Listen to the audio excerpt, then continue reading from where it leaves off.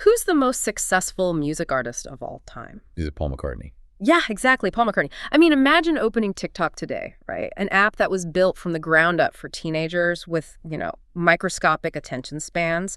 Right. And the most viral video dominating your feed is just two guys in their 80s. You're scrolling past all these influencers and dance trends, and suddenly, boom, you are watching Paul McCartney and Ringo Starr just casually hanging out. Just dominating the digital conversation, yeah. Exactly. In 2026, at nearly 84 years old, Paul McCartney is operating at a level of cultural saturation that, well, it defies any normal logic. You open an app, you read a feed, you look at a billboard, and he is just inescapable. So for today's exploration, we have to ask, is he actually more successful and influential right now than ever? Or are we just living in a massive, beautifully engineered nostalgia bubble? Which is a massive question. And to figure that out, we have to look at the sheer mechanics of this media saturation, because it requires a completely different framework than anything we're used to. Well, you kind of have to throw out the traditional metrics of success, like the 1970s and 80s, they operated on simple arithmetic. You pressed 1 million vinyl records. Right, ship them out in cardboard boxes to retail stores. Exactly, and then you just counted the box office receipts from the stadium tours. Success was literally just a physical object moving from point A to point B. Yeah, you would just check the Billboard chart on a Tuesday afternoon to see if the math worked out in your favor. Yep. But applying those old physical metrics to the modern landscape just feels completely disconnected from reality. Today, the music business is entirely fractured. Fame itself is fragmented into, thousands of micro-demographics. Right, but even with all that fragmentation, his brand new studio album, The Boys of Dungeon Lane, literally just debuted at #1 on the UK official albums chart. Which is just staggering. That secures his 24th career #1 album. 24? Wow. 24. That isolates him in a statistical league entirely of his own. He's the most successful albums artist in the history of recorded music. Yeah. And when you break down those eras, it's a crazy timeline of cultural dominance. I mean, you start with the 15 #1 albums with the Beatles. We're talking about the foundational texts of modern pop culture here. Oh, absolutely. The massive conceptual leap of Sgt. Pepper or, the stark minimalism of the White Album. Exactly. And then you transition into the solo work where he has 6 #1s.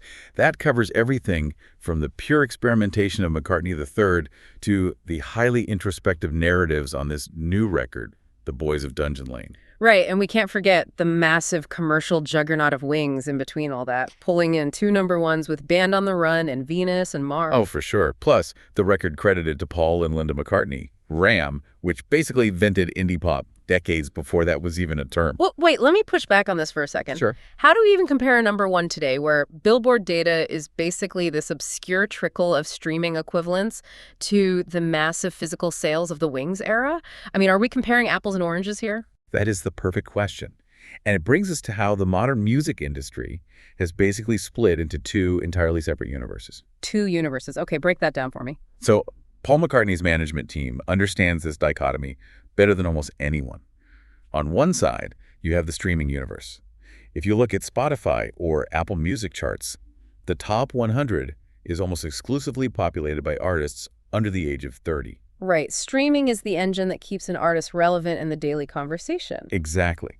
But the financial return on that algorithmic momentum is notoriously hollow for legacy artists, unless they're pulling in billions of streams a week. Streaming gives you visibility, but not necessarily capitalization. Which leads to the second universe, right? The physical artifact. Yes, because alongside debuting on the main chart, The Boys of Dungeon Lane went straight to #1 on the official vinyl albums chart. Which is crazy to think about. And this isn't a novelty chart anymore. It is a highly competitive, fiercely guarded retail sector. The secret here is that while streaming keeps you in the conversation, the physical artifact is what actually sustains the empire. The Beatles ecosystem thrives because fans genuinely want to hold a premium colored vinyl record. I look at it this way. Relying purely on streaming is basically like renting relevance for a fraction of a penny. You're just passing through someone's ears on their commute. But buying a physical colored vinyl record, that is like owning permanent real estate in a fan's heart. Owning permanent real estate. I love that analogy. Thanks. I mean, it sits on their shelf, right? It requires them to sit down, place the needle, and actively listen. Exactly. And securing that permanent real estate requires a completely rewritten promotional strategy today. If his team had used the old traditional playbook for the Boys of Dungeon Lane, they probably would have sold a fraction of those copies. Because the old blueprint was so rigid, you hold a highly controlled press conference, sit on a late-night television couch for 3 minutes, and just wait for sales. Right, but that mass broadcast model assumes a monoculture that just doesn't exist anymore. Sitting on a late-night talk show in 2026 means you are speaking to a rapidly shrinking demographic. It's wildly inefficient if you want to reach the people who will actually spend $40 on a physical record. Exactly, which is why his team tore up that blueprint and just executed an absolute masterclass in digital publicity. They skipped the traditional media gatekeepers and went straight into the trenches with micro-communities. Oh, like the localized events. Hosting those private, highly curated LA listening parties for just a handful of influencers and superfans. Yes, it creates a scarcity model. Those people immediately take out their phones and broadcast that exclusive experience to their niches. It generates organic hype that feels authentic. Much better than something forced out by a corporate PR department. And the digital stunts were even wilder. Didn't they hijack Google Street View? They did. They built a spatial audio experience. Since the Boys of Dungeon Lane is heavily focused on post-war Liverpool and his early adventures with John Lennon and George Harrison, they geofenced the actual streets of Liverpool in Google Street View. Wait, so fans were literally dropping the little yellow peg man onto coordinates around his childhood home? Yep, down Forthland Road or Dungeon Lane itself. And when you navigated there, the audio of your browser shifted. You suddenly heard unreleased stems of the new songs mixed with archival audio of him and John Lennon tuning their guitars. Oh, wow. So they gamified the album release. They turned a static mapping tool into an interactive digital museum. Exactly.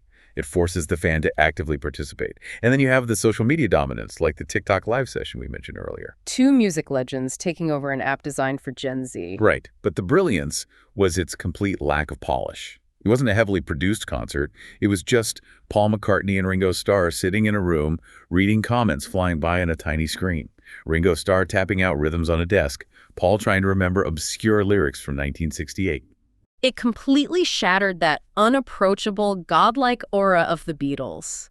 Just two old friends messing around on the internet. And that authenticity is the most valuable commodity on platforms like TikTok today. But they didn't just target the short-form video crowd. They simultaneously went after the hardcore audiophiles. Oh, you mean the YouTube interviews with producer Andrew Watt? Yes, not 5-minute promotional clips, but hour-long, highly technical discussions. Paul McCartney sitting in a studio with a bass guitar and Watt asking him to isolate an unrecognized chord progression from 50 years ago. They strip away the vocal tracks and just listen to the raw bass lines. It's an incredible level of access. A standard late-night host wants a funny anecdote, but Andrew Watt wants to know how the tape loop on Tomorrow Never Knows was physically spliced together. But wait, let me ask you this. By avoiding the mass broadcast avenues and catering so heavily to niche platforms, technical YouTube channels, and geofenced mapping games, isn't he essentially just speaking directly to the hardcore fans? That's a fair point. Like, how does this micro-community strategy actually penetrate the mainstream culture? Isn't he just preaching to the choir? On the surface, it definitely seems like a closed loop, but the architecture of the modern internet ensures that a massive start in a micro-community almost immediately breaches the mainstream.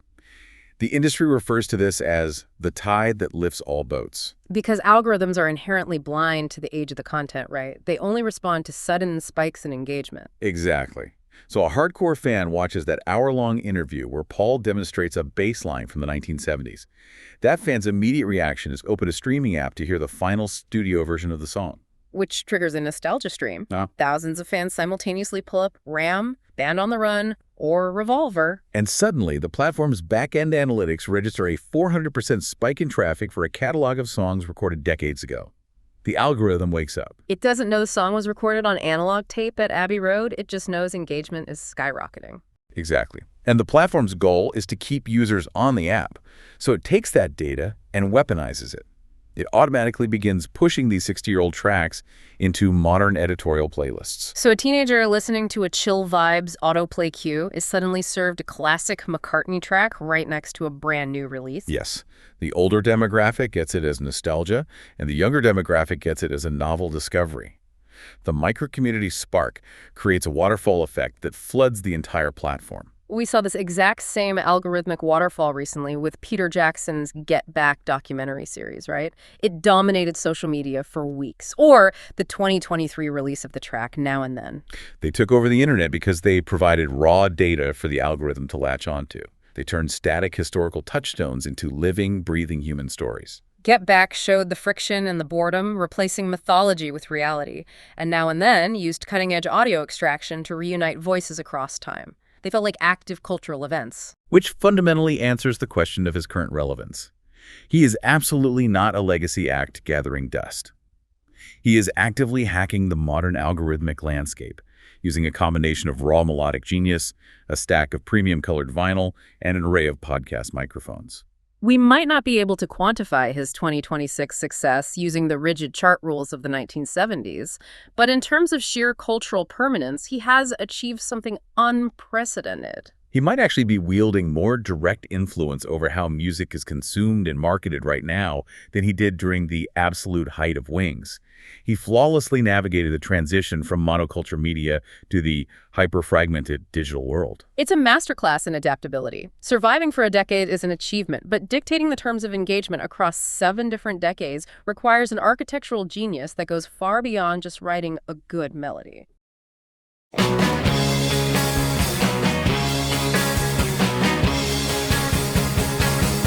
Hey, do you like free stuff? Yeah, of course, especially when it's Beatles stuff. Well, you're in luck, because our new book, Beatles Rewind, is free today on Amazon and YouTube. Huh. That massive book we just wrote called Beatles Rewind, Essential Stories of John, Paul, George, and Ringo, and the music that never gets old. That's the one. We're giving it away today. Are you crazy? I worked my ass off on that book, and now you're giving it away. Guilty as charged. So there's 2 ways to get it free. You can download the ebook free from Amazon, or listen to the entire audiobook, all 12 hours, free on YouTube. Oh, yeah, you're right. I forgot. Okay, we'll put the links in this video description for the free ebook and audiobook. And or you, listening, if you have a browser handy. For the book, just go to BeatlesRewindBook.com. That will get you to the Amazon book page. Right.